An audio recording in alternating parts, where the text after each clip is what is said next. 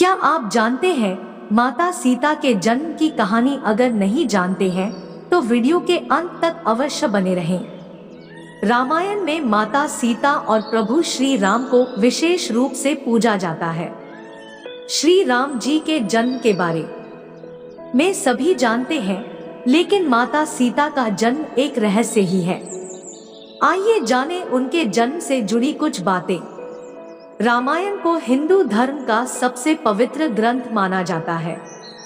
इसके सभी पात्रों का अलग महत्व है। प्रभु श्री राम को हम भगवान के रूप में पूजते हैं और माता सीता को भी उनके साथ हमेशा पूजा जाता है। माता सीता प्रभु श्री राम की अर्धांगिनी थी और महाराज जनक की पुत्री थी। उन्हें लक्ष्मी जी का अवतार भी माना जाता है और ऐसा कहा जाता है कि जब विष्णु जी के अवतार के रूप में भगवान श्री राम ने धरती पर अवतार लिया, तब माता सीता ने लक्ष्मी के अवतार के रूप में जन्म लिया। उनकी महिमा ऐसी है कि आज भी प्रभु श्री राम से पहले देवी सीता का नाम लिया जाता है। यदि हम माता सीता के जन्म की बात करें तो आज भी उनके जन्म को लेकर कई कथाएं प्रचलित हैं। सीता जी का जन्म एक रहस्य ही है। आइए जानें माता सीता के जन्म से जुड़े कुछ रहस्यों के बारे में। पौराणिक कथाओं के अनुसार माता सीता भगवान जनक को जमीन के नीचे मिली थी।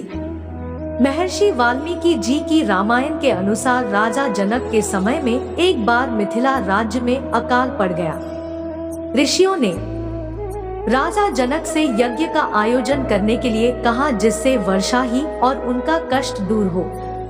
यज्ञ की समाप्ति के अवसर पर राजा जनक अपने हाथों से हल लेकर खेत जोत रहे थे। तभी उनके हल का नुकीला भाग, जिसे सीत कहते हैं, किसी कठोर चीज से टकराया और हल वहीं अटक गया। जब उस स्थान खुदाई हुई तब एक कलश मिला जिसमें एक सुंदर कन्या थी। राजा जनक ने उस कन्या को कलश से बाहर निकाला और उसे अपनी पुत्री के रूप में स्वीकार किया।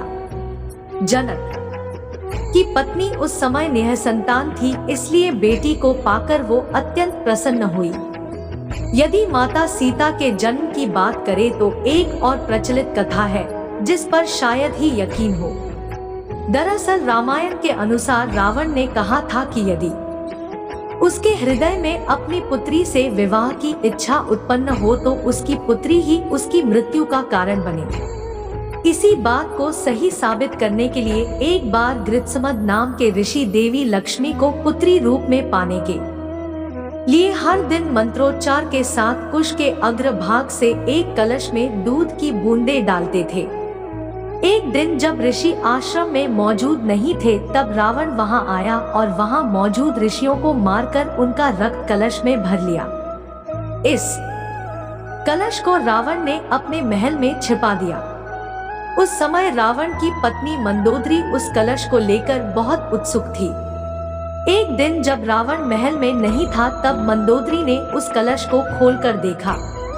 मंदोदरी कलश को उठाकर उसमें रखा हुआ रक्त पी गई, जिससे वह गर्भवती हो गई।